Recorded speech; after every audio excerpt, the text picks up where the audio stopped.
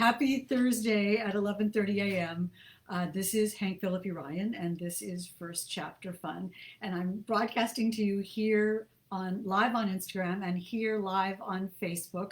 We're waiting for Facebook to come up, and we'll see if we can get that to work.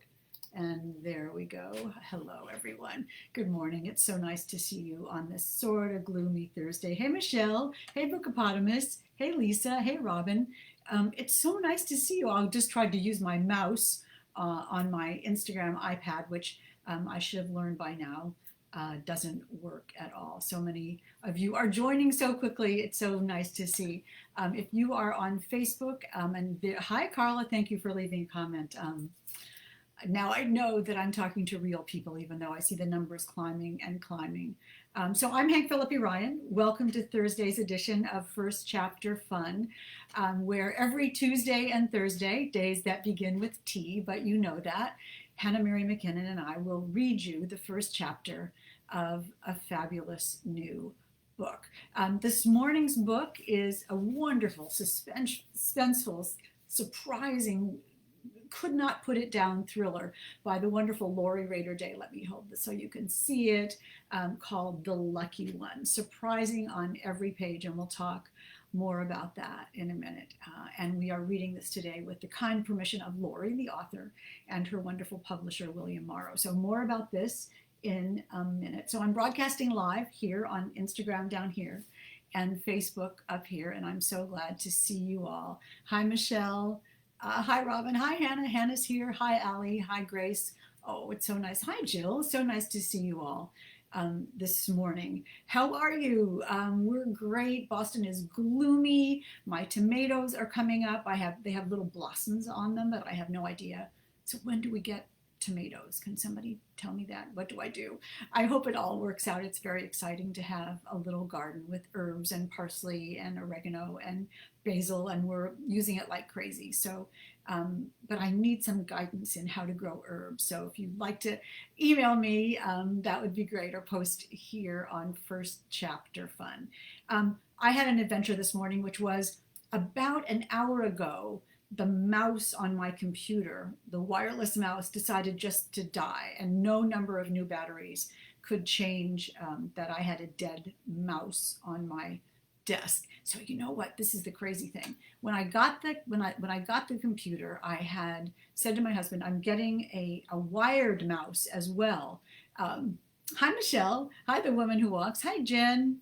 Oh, look at this. Hi, Deborah. The woman who walks is Deborah, an old friend, a dear old friend, Deborah Romano. Gabriel, May, how are you? Anyway, so I said to my husband when we bought this computer, I said, I'm going to get a backup mouse that has a wire. And Jonathan says, you don't need that. You know, you have a wireless mouse. It'll work forever with the batteries. And so I said, I don't know, just what if something goes wrong? What if?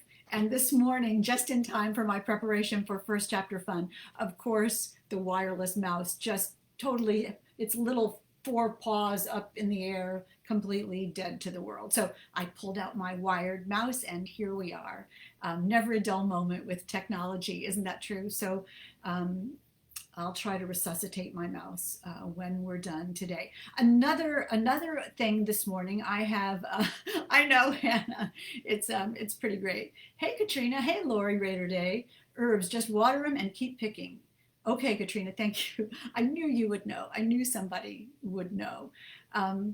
Anyway, invitation for you, quickly. Invitation for you tonight at 8 o'clock. Hannah Mary McKinnon, my co-partner in not crime, here on First Chapter Fun, and I are hosting the gorgeous, fabulous, brilliant audiobook actors, narrators, Lauren Enzo and Alex Wyndham, and they will be here tonight on First Chapter Fun to answer all of our questions and all of your questions about audiobooks. How many of you read audiobooks? How many of you are reading audiobooks these days? I think they're really good to read when you're doing housework. I'm looking for your comments here. Hey, Daisy. Really good to read when you're doing housework. It's just sort of mindless, and it sort of takes you away. But how do those narrators do it? How do they think? How do they read 100,000 words perfectly? And what do they look for in a book? Writers, I know that when I'm writing, I think about that my book is going to be an audio book and write it accordingly, and I'll see whether that makes any difference to them. So tonight, 8 o'clock EST, right here on First Chapter Fun on Facebook. Come listen to Alex and Lauren and Hannah Mary McKinnon and I talking about audiobooks. But today we're here to talk about the fabulous, amazing Lori Rader-Day and her terrific book, The Lucky One. This is episode 59, if you can believe it, of First Chapter Fun. That is incredibly amazing. And quickly, another housekeeping is that sometimes Facebook or Instagram just boots us out. They just decide they don't like us and they just shut down. If that happens, it's us, it's not you. Just hang out, get a cup of coffee. I've got my Nightline mug tonight. This is from a long time ago today, so this is from a long time ago. So get a cup of coffee or tea and come back and we will read Lori Rader-Day's The Lucky One for you. The first chapter from the beginning. You will not miss a thing. So let me tell you a little bit first about the fabulous Lori Rader-Day. She has been a pal for a long time. She's authentically, genuinely a terrifically talented writer who grows and grows and gets better and more wonderful with every book. Lori Rader-Day is the Edgar Award nominated, that's fantastic, and Anthony Award and Mary Higgins Clark Award winning author of Under a Dark Sky, The Day I Died, Little Pretty Things, and The Black Hour. She co-chairs the mystery conference Murder and Mayhem in Chicago, which they brilliantly took online this year with great success and really pulled together in the midst of chaos, as you know, a wonderful online virtual conference. So congratulations for that. And she is also the national president of Sisters in Crime, and that is a big deal. So she leads all of us brilliantly. Her new book, as I said, is called The Lucky One, and it is set in the true crime amateur online sleuth community. So you know who those people are. They go online and they compare notes and they look at evidence and they try to solve unsolved crimes. I'm looking for your comments again. They try to solve unsolved crimes by using the evidence online and by sharing information. Fascinating, fascinating, fascinating. So The Lucky One by Lori Rader-Day is out now, and it's I'll read what it says on the back, an unforgettable, chilling novel about a young woman who recognizes the man who kidnapped her as a child, setting off a search for justice and into danger. Now it says, most people who go missing are never found, but Alice was the lucky one. As a child, Alice was stolen from her backyard in a tiny Indiana community, but against the odds, her policeman father tracked her down within 24 hours and rescued her from harm. In the aftermath of the crime, her family decided to move to Chicago and close the door on that terrible day. Yet Alice hasn't forgotten. She devotes her spare time volunteering for a website called The Doe Pages, scrolling through pages upon pages of unidentified people, searching for clues that could help reunite families with their missing loved ones. When a face appears on Alice's screen that she recognizes, she's stunned to realize it's the same man who kidnapped her decades ago. The post is deleted as quickly as it appeared, leaving Alice with more questions than answers. Embarking on the search for the truth, she enlists the help of friends from the Doe Pages to connect the dots and find her kidnapper before he harms someone else. Together, they begin to unravel a dark, painful web of lies that will change what they thought they knew and could cost them everything. Now, this is courtesy, of course, of publisher William Morrow, for which we are very grateful, and for Lori Rader-Day herself, who is here with us this morning. No pressure, no pressure. Lori is lurking on Facebook, Gabriel, so she's there, and we're waving at her now. Lori and Katrina are talking about whether we should curtsy to Lori as president of National Sisters in Crime. I'm all about curtsying to the president of National Sisters in Crime. Katrina has been national president, and I have too. So that's good. You can all curtsy. Anyway, now the real book, when you read The Lucky One in person, the real book begins with an exchange of messages on the Doe Pages. which, as Lori is saying, is a real site based on the Doe network, where real-life amateur sleuths attempt to solve cold case, missing and unidentified cases. So it's based on a real group of people. And the real book, begins with an exchange of messages of people in this group. It's wonderful to read and chilling and thrilling, but it's impossible, I got to tell you, to read out loud.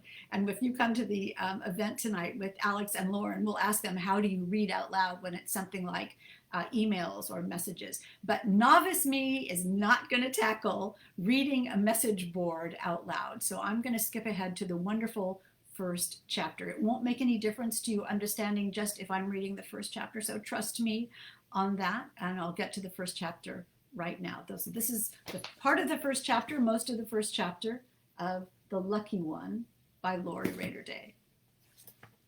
Put on glasses here. You set? You ready, everybody? Hey, Sally Ryan. Hey, Jen. Okay. Chapter 1, Alice. A dead woman looked out from the laptop resting on Alice Fine's kitchen table. The woman's skin was waxen against the metal slab. Thin shoulders, thick hair. She stared with sightless black eyes. Alice spooned cereal into her mouth and scrolled for details. This Jane Doe had been found naked in a patch of remote high desert miles from the nearest town, discovered by hikers, a couple of stone kids who will never hike again. Alice studied the photo. Juanita Doe, maybe. They didn't know. They might never know. Race, UNK, unknown. Everything UNK at the moment. That was the basic point with UIDs. They were unidentified. The doorbell rang. Alice's attention rose slowly from the depths of open tabs. She was supposed to meet some of the other Doe Page volunteers for lunch, another level of unknown, since she wasn't sure she was ready for that and had resorted to old study habits, cramming for an exam. It was easy to get lost in the Does, to lose time. She reached for her cell phone. When she moved in a couple of months ago, her dad had immediately installed one of those systems that sent live video from the door to an app. Just a precaution with all the weirdos out there. She'd met more than her fair share. On the app, the woman in the back apartment peered into the doorbell camera. Her long gray hair had been scraped back from her face, creating a grimace that showed a crooked incisor. "Miss Fine, is this? Can you hear me? I just need a minute of your time." A classic line for someone who expected to have the door slammed in her face if she could get it to be opened in the first place. "I'm busy, Patricia." Patricia? Was that even the right name? Patricia Gusson or something like it on the mailboxes near the back door. Alice wasn't as curious about her neighbors as they were about her. "We're getting an action together on these new security cameras." No sense of irony as she peered into Alice's security camera. There was no we, no association board, only Patricia and her tinfoil hat petitions, her keen sense for when others did it as they please. Her emails to Rajoul were legend, all caps lock and exclamation points. Rajoul held no post. He had only lived in the building longer than everyone else. Alice looked back at the dead woman, impatient for her. "Miss Fine?" Alice pocketed the phone and went to the door. Patricia, hearing the peephole cover open, looked up from the hallway carpet. Her face stretched feral in the fisheye. She held a clipboard. "Are you there?" Alice opened the door just to the chain. "What about the cameras?" "Well, to begin with, if the cameras are for our security, why do they only point toward the front doors? I caught someone trying to jimmy the back door only last week." A good point. Alice only used the back door to take out garbage and hadn't noticed. "Is the petition to place cameras at the back?" Patricia's eyes widened. "My God, no! Are you?" She gestured at Alice with the clipboard. "Surely you're joking." "You said someone was trying to break in." "No one seems to know where the video feed goes. They shouldn't be able to monitor our movements in this way." "They who?" Alice didn't mind the security cameras. In point of fact, she liked them. Against her hip, her cell phone buzzed. It made a pleasant little growl whenever she got a new text. "What was that noise?" Patricia's eyes darted overhead toward the nearest camera. She had a large, stretched freckle at her jawline. I bet she doesn't know that's there. Just my phone, Alice said. I would never carry a tracking device around on my person willingly. You're doing their job for them. Them who? Honestly, I need to go. I'll be late to work. I thought you worked for your dad. Patricia peered over Alice's shoulder as though she expected him to be there. For a privacy nut, she was nosy enough. Just catch me this weekend. I have to go. She closed the door against Patricia's last protest, closed the peephole cover, and returned to her computer and Jane. She had started to think of the dead woman as her Jane. She raised her mug stone cold to her lips and then put it down. She was actually late, not excuse late, and it didn't matter that her dad owned the company. She was supposed to set an example, a good example, instead of the kind she often was. On the drive, she decided to cancel on the Doe's meetup. By the time she pulled into the lot down the block from the site and squeezed next to Jimmy's sleek BMW, she had changed her mind back. She'd never minded not keeping up with old friends from school, busy with her mom's care and then wedding plans.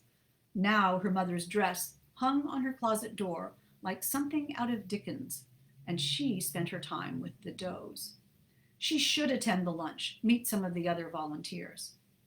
Alice hurried along the fence. Above, the crane swung. She could hear a concrete mixer or two churning under that.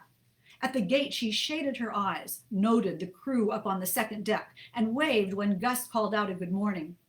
The 6-story elevator shaft at the corner of the structure in progress served as sentry, a ticking clock.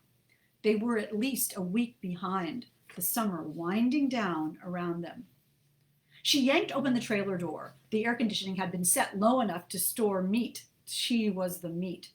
In the back alcove of the trailer, her dad swiveled in his chair, phone to ear, eyes narrowed. Sorry, she mouthed and hurried behind her desk. 5 minutes late. Who else got the stink eye for 5 minutes? 7 tops. Well, that's not just going to cut it, he said. He'd spoken into his phone, but she sensed it was meant for her, too. Alice stowed her backpack and started her computer. Under his audience, she put effort into miming the efficiency that came so naturally to him. They were nothing alike. Where he was compact and controlled, quick, decisive, she was expansive, long-limbed. She took up space more than women were supposed to. More than her mother, obviously, who hadn't passed down her fine bone structure, her petite debutante's body. Only her tendency toward migraine. The family joke had always been that Alice was a throwback to her great uncles on the fine side, all tall and lanky, with names like Slim and Stretch. Sometimes her dad called her that, Stretch, when he was in the mood. He wasn't in the mood this morning. Well, he held his hand over the phone mouthpiece. He was a former cop, intolerant of unanswered questions and unassigned guilt. Sorry, she said, my neighbor. Her phone buzzed in her pocket.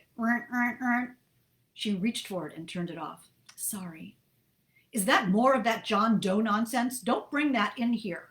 Her dad turned in the chair. From here she could see the scar at his jaw, a bad nick from a barber when he was young. Cataloging the scratches and dents of people was a habit she'd picked up from her short time with the Does, so she supposed she couldn't help it anymore, bringing it into their lives. He thought it was morbid, and maybe he was right. Scars, tattoos, crooked teeth, badly healed fractures.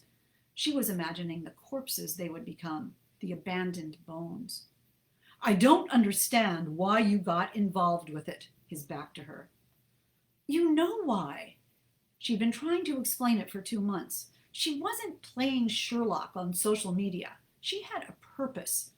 Like, why did you want to become a police officer? You wanted to do something to help people. Living people. It's for the living, Dad. The people featured on the pages of Doe were almost always dead. Half the profiles for unidentified remains, and half dedicated to missing persons, most of the cases at least a decade old. They could only hope for a match between a found body and a lost person. A match was the holy grail, to bring an end to the mystery and give closure to a weary family.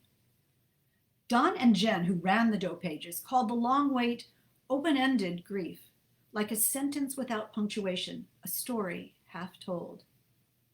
Grief was open-ended, though, wasn't it? Is that not so creepy? Isn't that so great? And that is most of the first chapter of The Lucky One by Rader-Day, about a search for the truth of one's past and a search for the truth of other people's past. It's exciting and chilling. And yes, I see all the hearts. I see all the hearts coming up on the screen. Thank you all for that. It is quite an amazing book. Hannah says amazing. So many great books.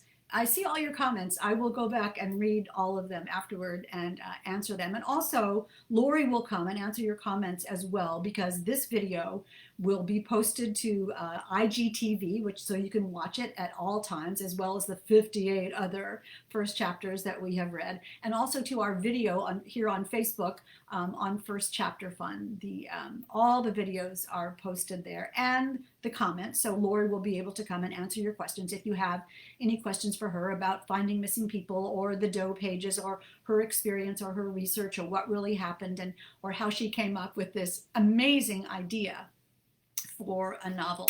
Again, The Lucky One by Rader-Day. Now, because we're here every Tuesday and Thursday, days that begin with T, and you know to come here at 11:30 EST to hear the first chapter of a new book. Of course, we're preparing. You cannot believe the wonderful books that we have coming up, including our next book. I'm thrilled to show you that we'll be reading from Rhys Bowen's Above the Bay of Angels. Oh, the tragedy of trying to show a shiny computer on another computer. There you go. Above the Bay of Angels by Rhys Bowen. Trust me, Facebook people, the cover has a title. You can see it right here, sort of, kind of. Above the Bay of Angels is a wonderful, adorable, funny, historical, thoughtful mystery about a young woman who somehow becomes the chef to Queen Victoria. I mean, it could happen. It could happen. And it's a murder mystery, and it's funny and charming. And Rhys Bowen, the author, is really terrific. She writes the Molly Murphy mysteries and also the Lady Georgie mysteries, which are hilarious, about the 64th in line to the British crown. And also she writes lovely, gorgeous standalones. In Farley Field was her first standalone, a wonderful sort of World War II novel. If you like The Nightingale, you will love In Farley Field. And her brand new one coming out soon is Above the Bay of Angels, which is about the young woman who becomes the surprise chef to Queen Victoria. And of course, it being Rhys Bowen, semi-disaster ensues. So thank you so much for being here this morning to hear The Lucky One by Rader-Day. We will see you the next day that begins with T, which is, as far as I can figure out, Tuesday, for Rhys Bowen's Above the Bay of Angels. So until then, all of you, don't forget to come tonight to hear Hannah Mary McKinnon and the wonderful audio readers, actors who work so hard to make our books perfect. We'll see you here on Facebook on First Chapter Fun live at 8 p.m. EST, and then next Tuesday here on Instagram and here on Facebook for the next episode of First Chapter Fun. Until then, stay safe, stay kind, and we will see you right here next time. Take care.